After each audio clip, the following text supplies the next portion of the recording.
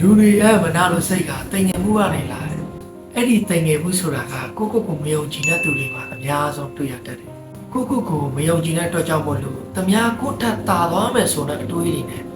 စိတ်ရုပ်စိတ်မာတွေစပြီးတော့ဝေးလာကြတယ်သူမစီမှာကိုအရှင်ပြေပဲဆိုတဲ့စိတ်နဲ့ပဲတနေ့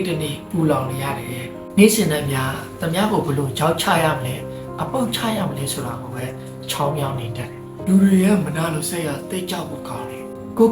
ယုံကြည်တဲ့သူတွေကတော့သူတို့ကိုအပုတ်ချမကောင်းကြပြီးပြိုလဲသွားတယ်ခဏပဲသူတို့ကချက်ချင်းပြန်ထလာနိုင်တယ်ဘာလို့လဲဆိုလို့စိတ်ရဲ့သူတို့ကိုယုံကြည်မှုအပြည့်အဝရှိပြီးအမြဲတမ်းကောင်းမွန်ကြိုးစားတည်ဆောက်နေတဲ့သူတွေဖြစ်နေလို့ပဲဒါကြောင့်မို့လို့သူတစ်ပါးအပေါ်မနာလို့စိတ်မမွေးပဲနဲ့